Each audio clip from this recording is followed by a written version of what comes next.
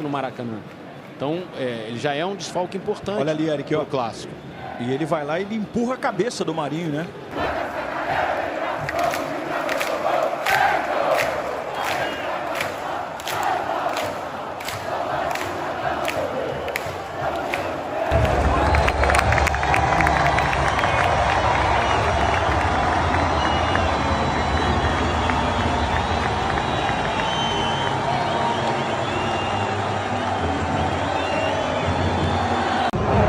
allá de los goles, los resultados, el rendimiento del equipo fue muy bueno, fue de menor a mayor.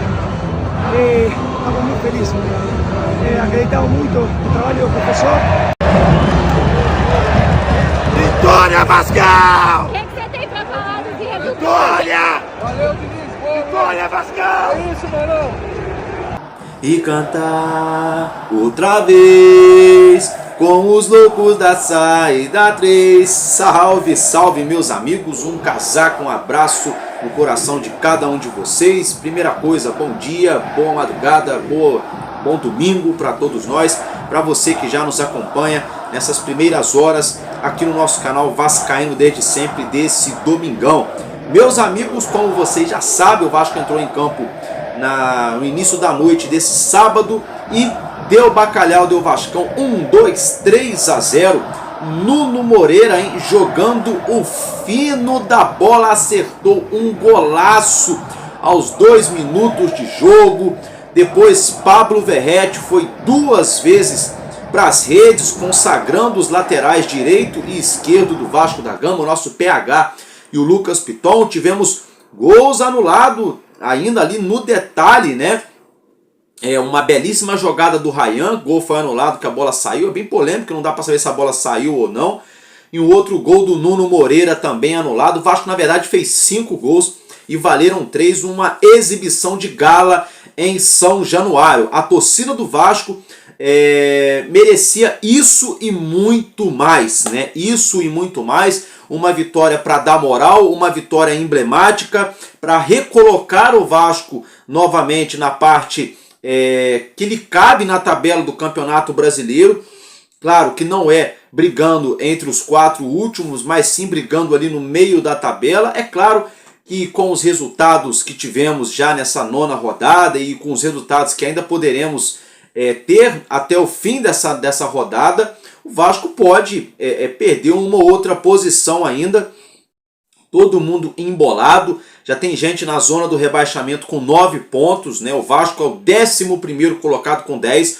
O campeonato está completamente em aberto, tirando ali o 4º, o 5º colocado para baixo, né? Tá todo mundo ali, é um jogo que um perde, o outro ganha e já invertem ali as posições na tabela do Campeonato Brasileiro. Mas uma vitória emblemática para dar moral para o elenco, para levantar o moral da tropa, para dar confiança para os nossos jogadores, já para dar aí já um pouco daquela assinatura, né, do Fernando Diniz. O Casimiro Miguel, o Casé ontem na Casé TV, falou que já sentiu o dedo do Fernando Diniz. Isso aí tá virando um meme aí, né? O Casimiro deu esse mole, falou que sentiu o dedo já do Fernando Diniz nesse time do Vasco, mas brincadeiras à parte, de fato é mesmo. Inclusive o segundo gol sai com a bola lá do pé do Léo Jardim, o Vasco trabalhando de pé em pé até chegar no gol adversário. Então, meus amigos, a gente vai falar bastante do jogo. O Jair pode estar deixando o Vasco, vamos falar também sobre a tabela de classificação, sobre os jogos que teremos neste domingo. E é claro que a gente vai abrir aspas para os jogadores nas entrevistas pós-jogo, para o nosso treinador Fernando Diniz. Vamos colocar também os gols para você assistir e vamos falar também, é claro, do jogo do meio de semana pela Copa do Brasil, que será disputado entre Vasco da Gama e Operário, valendo vaga na próxima fase no mata-mata milionário do futebol brasileiro. Então vamos embora, vem comigo que está começando mais uma edição nesse domingão que o vascaíno tá felizão. Começando mais uma edição de Madruga Vasco aqui no nosso canal Vascaíno desde sempre.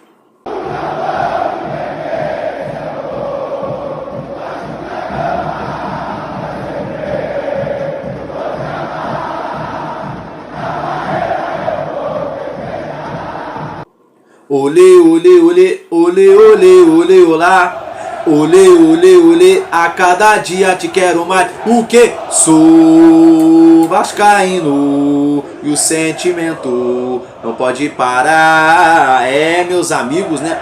O sentimento do vascaíno é de alegria, né? Alma lavada. Já eram 10 jogos sem vitória, sem saber o que era vencer dentro ou fora de casa ou em campo neutro. O Vasco enumerou empates e derrotas, o Vasco vencia, levou viradas, o Vasco empatava, foi goleado, enfim, fazendo raiva em seu torcedor. E agora o Vasco lava a alma, né, nesse sábado em São Januário, fazendo 3-0, um placar emblemático. O Fortaleza até então no campeonato era uma das equipes menos vazadas, só havia levado 5 gols nas 8 rodadas iniciais. E somente nesse jogo contra o Vasco, o Fortaleza levou 3 gols. Fortaleza chegou no campeonato com staff de uma das melhores defesas do campeonato. E o Vasco com o status de um dos piores ataques do campeonato. E os papéis se inverteram nessa partida pela 9ª rodada. Porque o Fortaleza, que era um dos times menos vazados, levou 3 gols em apenas um jogo. Levou 5, né? Só que 2 não valeram. E o Vasco, um dos piores ataques, marcou 3 em um único jogo. Algo que já há muitos jogos isso não acontecia, né? Então, vitória emblemática para lavar a alma, para deixar o torcedor do Vasco ali com a consciência tranquila, para passar a semana mais focado na Copa do Brasil. É claro que daqui a pouco a gente vai falar disso. Meus amigos, vou pedir para você que está chegando agora no canal, já a primeira coisa eu vou agradecer a cada um de vocês que se inscreveram aqui no nosso canal, para vocês que deixam um joinha, para vocês que deixam também os seus comentários. Eu vou pedir para você, meu amigo e minha amiga, torcedores do Vasco, clica aqui embaixo no botão inscrever-se. É de graça, não paga nada. Dá essa força aqui para o amigo de vocês. Se você quiser continuar nos ajudando, deixa aí o seu joinha, o seu famoso gostei, o tal do like. E também, se aparecer escrito aqui embaixo da tela, e par o vídeo, clica também para o nosso canal alcançar mais pessoas interessadas no nosso conteúdo. Tá bom, meus amigos? Dito isso, vamos lá, né? Porque, ó, vamos bacalhau, vamos bacalhau, vamos bacalhau, vamos bacalhau.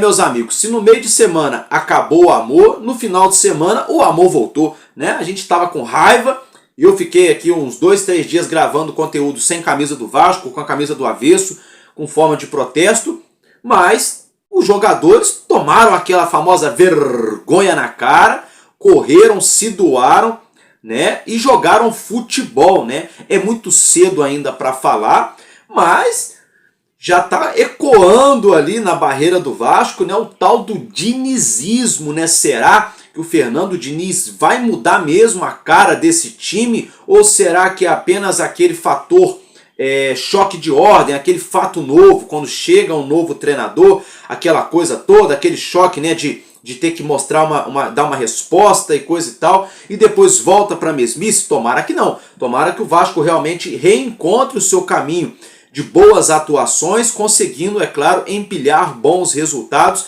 nas 3 frentes ao qual o nosso clube ainda disputa nessa temporada: o Brasileirão, a Copa do Brasil e também a Sul-Americana, né? O Vasco vive uma situação em aberta na Copa do Brasil, dependendo só de si mesmo para passar de fase jogando em casa no meio de semana, e uma situação muito delicada contra o Melgar, que também vai ser em São Januário, dependendo só de si mesmo. O Vasco ganha, se o Vasco ganhar do Melgar, o Vasco vai para a fase de playoffs da Sul-Americana podendo avançar para as oitavas de finais. Se perder, está fora. Então essa vitória foi muito importante para passar confiança e para dar calma para o nosso elenco e para a comissão técnica, para poder dar aquela respirada, arejada na cabeça, para preparar o time para esses dois confrontos importantíssimos no calendário do nosso gigante. Então vamos lá, meus amigos. O Vasco entrou em campo com a seguinte escalação, com aquele time que a gente já imaginava mesmo, que já está escrito nas estrelas, né? O goleiro Léo Jardim, lateral direito Paulo Henrique, a zaga João Vitor e o menino Luiz Gustavo, e na lateral esquerda o Lucas Piton. Meio campo com Hugo Moura, Tietê e Felipe Coutinho, e um ataque com Ryan pelo lado direito, Nuno Moreira na esquerda e Verratti centralizado. Inclusive o Ryan jogou futebol, né? O Ryan praticou futebol.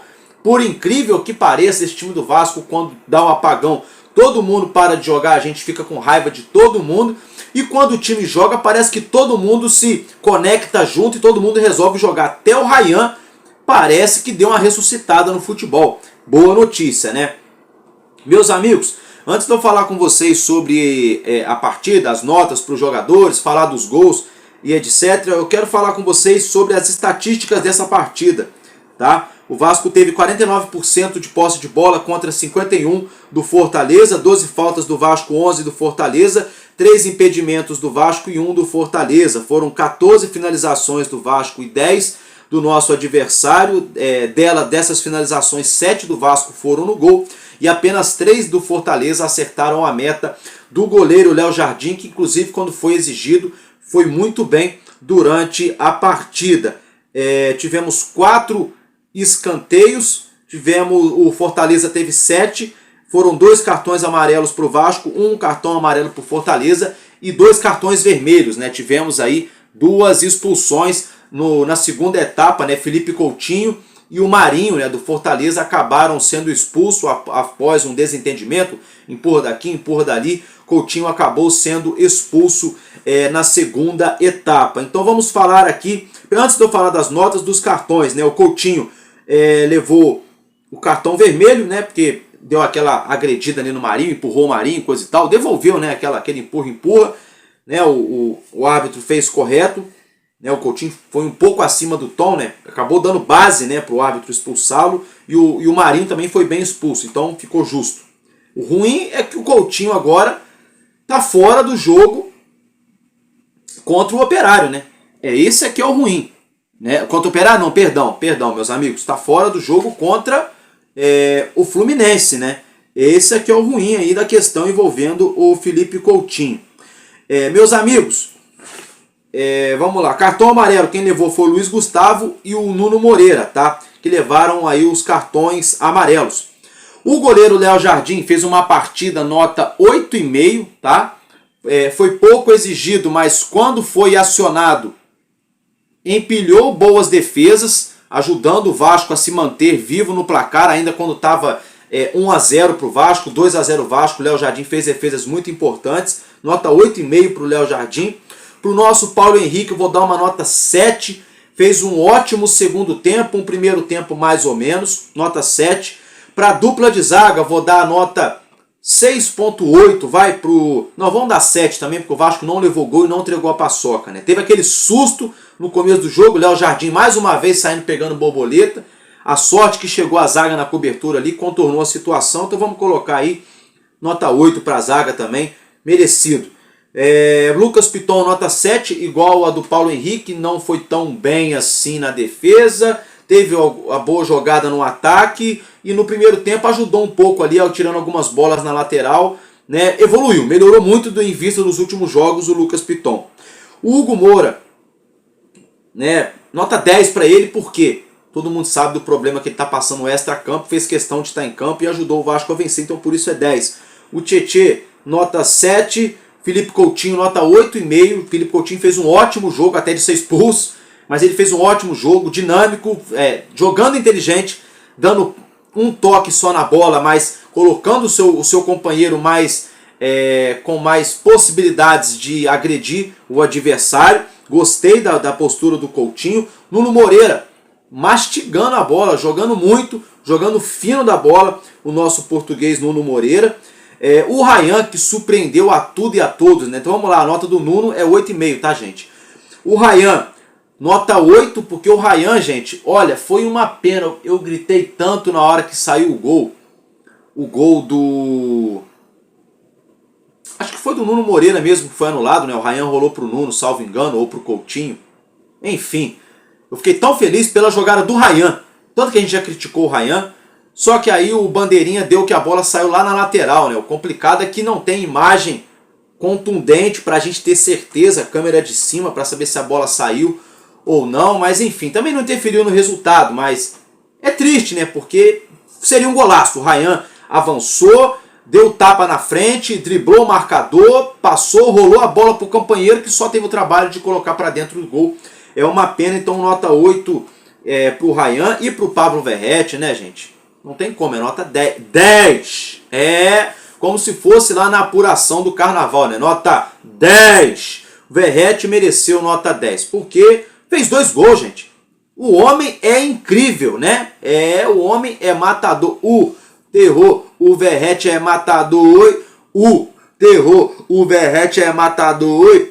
Pode jogar a bola na área que o gol ele não perde. Esquece, esquece, esquece que hoje tem gol do Pablo Verratti. Meus amigos, e foram 2, né? Foram 2, Pablo Verratti segue brigando pela artilharia do Campeonato Brasileiro. 7 gols na competição. E vamos que vamos, meus amigos. Aí o Vasco, aos 2 minutos e 25, 2 minutos e meio mais ou menos, após cobrança de escanteio do lado direito, o Lucas Piton colocou a bola na área. A defesa do Fortaleza afastou lá para o lado direito, para o lado do outro córner, aonde a bola teve uma trama entre Paulo Henrique, o próprio Hugo Moura, né, e o Nuno Moreira. Né, o Hugo Moura, de primeira, a famosa tabelinha. No videogame, nas antigas, né, o narrador falava assim, ó, 1-2, quando fazia essa tabelinha, né? E aí o nosso Nuno Moreira deu aquela famosa colherada na bola, né? Pegando de chapa, a bola faz aquela curva que ela sai do goleiro e morre dentro do gol. Um golaço, um gol lindo, um gol para ele colocar no DVD dele, da carreira dele, do Nuno Moreira, sem dúvida, abrindo o placar para o Vasco, incendiando o Caldeirão. Diga-se de passagem, um pouco mais de 12 mil pessoas apenas estiveram presentes em São Januário. E olha, estão todos de parabéns, porque foram 12 mil vascaínos que cantaram o jogo inteiro e parecia que tinham 20 mil, mas eram apenas 12 mil. E tá de parabéns também quem não foi para protestar contra esse time, contra a diretoria, pelos vexames que vinham fazendo. Eu super apoio e concordo quem não foi ao estádio também. E tá de parabéns quem foi, que cantou e apoiou. É claro, foi um pouco mais fácil, que logo aos 2 minutos o Vasco já abriu o placar, mas a torcida em nenhum momento esboçou vaiar, reclamar o time de forma covarde. Não, a torcida apoiou até o final, e aí o Vasco depois, né, fez virar baile a barreira, né? Teve esse primeiro gol com a assistência do Hugo Moura, o gol do Nuno Moreira, depois veio a segunda etapa, logo no início também do segundo tempo, bola pelo lado direito, Paulo Henrique conduziu pelo setor de ataque, deu aquele famoso drible da vaca, né, aquela meia-lua, né, o toca-me-voe, né, dá um tapa de um lado e pega do outro, invadiu a área, levantou a cabeça. Todo mundo pensou que o Paulo Henrique iria colocar aquela bola no alto, né? Só que ele colocou a bola rasteira, o Pablo Verratti chegou chegando e caixa, 2-0 Vasco. E é tão interessante que tanto na primeira narração quanto na segunda narração dos gols, para a pessoa que não assistiu, mas ouviu o gol, a pessoa ia ter certeza que o gol foi de cabeça, porque a narração é algo do tipo: vem Paulo Henrique, deu o drible, lindo lance, linda finta, vai colocar na área, colocou na área, olha o Verratti, gol! Gol! Então assim, quem está escutando, imagina o quê? O Paulo Henrique levantou a bola lá no alto, o Verratti subiu e cabeceou, né? Só que não, foi uma bola no chão muito açucarada para o Verratti chegar e concluir em gol. A mesma situação aconteceu do lado esquerdo com o Lucas Piton, em uma trama também de troca de passes. Lucas Piton recebeu, avançou, atacou o último terço do campo, levantou a cabeça, deu um passe perfeito para o Verratti, saindo da linha defensiva, saindo do goleiro e morrendo no pé do homem, no pé do nosso centroavante. Verratti só teve o trabalho de dar o carrinho e colocar a bola para dentro. 3-0 Vasco, fora o baile. E a barreira virou baile. E a barreira já virou baile. Mas muita calma nessa hora também, né? Porque assim, é só um jogo, é uma vitória, é só para recolocar o Vasco onde ele merece, fora de zona do rebaixamento. Porque assim, teremos aí Copa do Brasil, Sul-Americana, e olha, o Brasileirão tá embolado demais, tá muito embolado. Próximo jogo do Vasco é um clássico no Maracanã, 50-50 torcida para cada lado. Vasco e Fluminense prometem lotar o Maraca para esse clássico. O Vasco que vai sem o Felipe Coutinho, vamos ter duelo de Fábio contra Léo Jardim, vamos ter o duelo de Felipe Coutinho, não, né? Teríamos, né, Coutinho contra Ganso, não teremos esse duelo, mas vamos ter o duelo de Verratti contra Germancano, né? E também, é claro, do atual treinador deles, que é o Renato Gaúcho, que já treinou o Vasco, né? E do Fernando Diniz, que trabalhou no Fluminense, inclusive foi campeão da Libertadores 2 temporadas atrás. Então, um reencontro eletrizante pelo Campeonato Brasileiro, pela 8ª rodada, né? Um reencontro eletrizante pela 10ª rodada. Olha eu falando 8ª rodada, um reencontro eletrizante pela 10ª rodada do Campeonato Brasileiro. Então, já se tratando de Campeonato Brasileiro, eu vou falar com vocês. Vamos falar aqui agora então dos jogos, né, que nós tivemos nessa rodada. Tivemos o Ceará, que venceu o Sport Recife no Castelão 2-0. O Sport Recife mais lanterna do que nunca, né? Um início de campeonato brasileiro para se apagar da memória. O Sport Recife não conseguiu nenhuma vitória até o momento. O Sport Recife consegue ter posse de bola, amassa o adversário, consegue fazer as suas tramas, chega na área do adversário, mas não faz o gol, que é colocar a bola dentro daquele quadradinho. O Sport Recife não está conseguindo.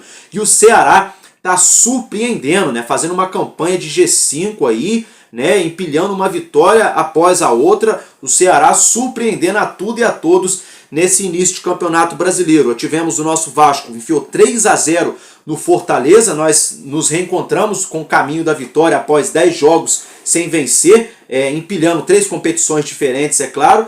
O São Paulo recebeu o Grêmio nessa noite de sábado lá no Morumbi, em São Paulo, no duelo dos tricolores, né, o tricolor paulista contra o tricolor gaúcho, e deu São Paulo 2-1 para o São Paulo lá no Morumbi. Aí teremos nesse domingo na Neoquímica Arena o Corinthians, que recebe o Santos, clássico, hein? Ó, essa rodada é muito clássico, hein, rapaziada? Corinthians e Santos, 4 da tarde na Neoquímica Arena. Também às 4 horas da tarde teremos Bahia e Vitória, né, o famoso Bavi, clássico lá do futebol baiano.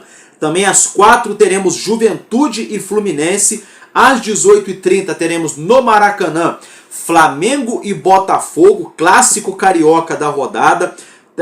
Às 18h30 também lá em São Paulo, em Bragança Paulista, Red Bull Bragantino recebe o Palmeiras. E às 8h30 teremos Cruzeiro e Atlético Mineiro, tá? Lá no Mineirão. É um clássico atrás do outro, é um domingo eletrizante. Fechando a rodada também às 8h30, Internacional e Mirassol. Eu só fico chateado pelo horário, né? Poxa, eu mesmo queria ver os 2 jogos, Corinthians e Santos e Bahia e Vitória. Aí complicou que os 2 jogos são no mesmo horário, né? 2 clássicos sensacionais. Aí tem um das 6h30 que dá pra ver, que é o Flamengo e Botafogo, e depois tem um das 8h30, que é o Cruzeiro e Atlético Mineiro. Então assim, você que é fominha por futebol, que quando não tá jogando, tá assistindo, quando não tá assistindo, tá jogando videogame, mas tá sempre fazendo alguma coisa que é futebol, pois bem, o domingo tá aí, né? Basta você aproveitar, teremos clássicos atrás de clássicos, né? Tem clássico 4 horas, clássico 6h30, clássico 8h30, né? E o Vasco, ufa, né? Já fez a sua parte, tá com o pé na areia, tá na sombra, 3 pontinhos na conta do nosso gigante. Meus amigos, se tratando da tabela do campeonato neste momento, o Palmeiras é líder, ainda vai jogar, 19 pontos, o Flamengo é o segundo que também joga na rodada, tem 17, o Bragantino vai jogar também ao terceiro, também com 17, olha que briga pelo título, hein? O Cruzeiro, que tem um clássico contra o Atlético Mineiro, é o 4º colocado, com 16 também vai entrar em campo. O Ceará, que já jogou, tem 15 pontos, é o 5º colocado. O Fluminense, que vai jogar é o sexto colocado com 13 pontos, e o Galo Mineiro, que joga contra o Cruzeiro, tem 12, é o sétimo colocado. Se o Galo vencer, pode chegar a 15. O Bahia é o oitavo com 12, o São Paulo é o nono com 12, São Paulo que já jogou. O Botafogo é o décimo colocado com 11 pontos. Se vencer o Flamengo, pode chegar a 14 pontos. O time do Botafogo, o Vasco, é o 11º com 10 pontos. O Corinthians é o 12º também com 10. O Mirassol e o Fortaleza também tem 10 pontos, são o 13º e 14º colocados. O Mirassol que enfrenta inclusive o Internacional. O Internacional é o 15º colocado com 9 pontos. O Vitória é o 16º também com 9. E o Grêmio, abrindo a zona do rebaixamento, tem 9 pontos somados. O Juventude é o 18º com 7. O Santos é o 19º com 5 pontos. E o lanterna da competição é o Sport Recife com apenas 2 pontos conquistados. Então observe como que o futebol é ingrato, né? O Grêmio estava tranquilo e agora já está na zona do rebaixamento. O São Paulo venceu uma, já pegou o elevador, já está lá na 9ª colocação, mas está tudo muito embolado, gente. Porque a gente vê o primeiro time dentro do Z4 com 9 pontos. E a gente vê aqui, olha, o 7º colocado da competição é o Galo Mineiro com 12. Então são 3 pontos que separam o 17º para o 7º colocado. São 10 posições, que é um grande ponto de interrogação nesse momento no Campeonato Brasileiro. Porque basta, por exemplo, o Atlético Mineiro perder, por exemplo, né, nessa rodada, e na próxima rodada o Grêmio vence, já trocam os papéis. O Grêmio vai lá para o meio da tabela e o Galo Mineiro vai lá para a zona do rebaixamento. Então a tabela muito em aberto ainda, o campeonato muito embolado neste primeiro momento, nesse primeiro terço, nesse primeiro quarto de campeonato, arredondando aí, né? Muito embolado. Só quem está tranquilo aí, que a gente pode dizer assim que está tranquilo, é do Ceará para cima, do 5º colocado para cima, que não tem risco de nada nesse momento, estão tranquilos ali, estão sonhando com outras situações. Do Ceará para baixo, tá todo mundo, com exceção ali, é claro, né, gente, do Santos e do Sport, tá todo mundo fazendo o mesmo campeonato, né, de tentar ali ficar no meio da tabela do Campeonato Brasileiro. Então, meus amigos, eu derrubei um negócio aqui agora, porque deve ter um susto. Então, vamos dar continuidade aqui ao nosso conteúdo. Quero falar com vocês aqui agora sobre uma situação de jogador que pode deixar o Vasco, viu, gente, que é o Jair, tá? O Jair pode deixar o Vasco. O Fernando Diniz concedeu entrevista depois do jogo e ele falou como o Jair já jogou 6 jogos na temporada, ele não foi relacionado para essa partida contra o Fortaleza. Então o Jair pode ser negociado na janela de transferências agora no meio do ano. Inclusive surge uma informação de que o salário do Jair seria de algo em torno de 700 mil a 900 mil reais por mês, os vencimentos mensais. E já rolam aí rumores nos bastidores de que Atlético Mineiro e Internacional teriam interesse no meio-campista do Vasco da Gama, que é bom jogador, mas nunca conseguiu se firmar efetivamente como camisa 8 do nosso time, se lesionou e não conseguiu ainda achar sua melhor forma depois que voltou de lesão. Vamos ver o que vai acontecer, se o Vasco vai permanecer com ele no plantel ou se vai dar aquela enxugada na folha. O treinador Fernando Diniz quer recuperar ali o jogador Dimitri Payet, que já voltou a treinar, inclusive deve ir para o jogo contra o Operário, né? Então vamos ver, vamos ficar ligado o que vai acontecer em relação a essa situação aí. Meus amigos, agora eu quero que você acompanhe, né? O Vascão ganhou. Quero que você assista aí algumas entrevistas do nosso Paulo Henrique, a entrevista do Hugo Moura, do Verrete, do Fernando Diniz, eles que falaram após a partida, né? Então acompanhe as falas dos nossos jogadores e do nosso treinador e também veja os gols do Vasco, que a gente já volta para continuar o nosso vídeo. Temos tentado nos adaptar o mais rápido possível. Foram poucos trabalhos, poucos treinos, mas treinos muito intensos, onde ele tem tentado passar as ideias para nós. Aos poucos estamos nos adaptando, tem passado muito vídeo também, muito na parte da conversa por conta do pouco tempo de trabalho no campo. Então eu acho que isso tem sido muito importante, conciliar a parte de campo com a parte da conversa, para podermos entender o mais rápido possível o que ele quer. E aos poucos a gente está assimilando e está colocando em prática no campo. Oi, gente. Ele me falou que eu já fazia muito gol, mas que agora ia fazer mais gol. E eu acredito no que ele fala. E hoje deu certo, mas estou muito feliz, além dos goles da vitória. É muito importante para a confiança de todos nós.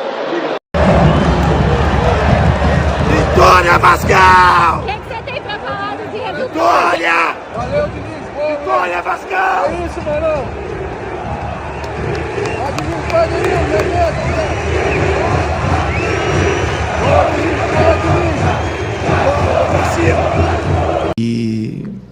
como algumas pessoas gostam, aproveitar o momento, como algumas pessoas gostam de, quando quer botar para baixo, que é a saidinha do Diniz. Esse é mais um, vai contando aí na conta. Começou com o Léo Jardim o gol, ele não rifou a bola, mas um dia se fizer 40 gols, mas quem esquece, porque o gol, quando for passar na TV, nos programas de TV, passa a bola entrando. E a gente quer que dê certo todas as vezes. Tem que agradecer demais a esse grupo que sempre, desde o erro contra o Palmeiras, depois fiz um pênalti contra o Porto Cabelo, depois fui expulso no outro jogo, e 3 sequências de resultado ruim, mas o grupo não me deixou abaixar a cabeça, acho que o professor Diniz me deu confiança, e aí vem a notícia também fora de casa que fico um pouco abalado, mas quis estar presente aqui, quis ir para a concentração ontem, porque eu senti que a gente precisava tirar o Vasco dessa fase. É uma fase ruim, mas também agradecer a minha família, a minha esposa, que sempre esteve comigo, e agora é seguir, e Deus tem coisa melhor para ver. Tá aí, o Hugo está se referindo a um problema familiar, né, que ele acabou, enfim, a esposa dele perdeu o bebê, né, ela estava grávida, enfim, é um assunto super delicado, a gente também não vai entrar porque é pessoal. Cara, a gente já falou isso aqui algumas vezes, esses jogadores têm família, têm problemas, têm coisas, às vezes, muito graves e sensíveis acontecendo. É claro que o papel do torcedor é cobrar, a gente não está na casa das pessoas para saber, mas todas as vezes que a gente ouve algo tão sensível assim, não dá para passar também sem fazer um comentário, sem mandar um carinho, um abraço para a família do Hugo, que ele passe por esse momento de dificuldade, que ele supere, que ele consiga encontrar carinho, amor e acolhimento dentro desse grupo também, como ele disse hoje, que ele siga com a carreira brilhante que ele tem pela frente. E é isso, Hugo. Um beijo.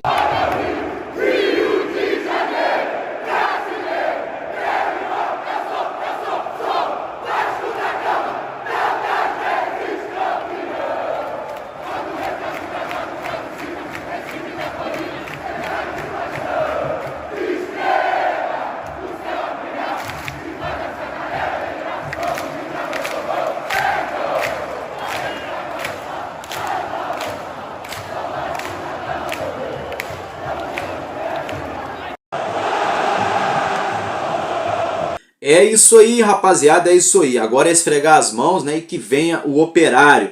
Olha, meus amigos, os ingressos já estão à venda para esse jogo contra o Operário em São Januário, e o Fernando Diniz convocou a torcida para se fazer presente nesse jogo pela Copa do Brasil.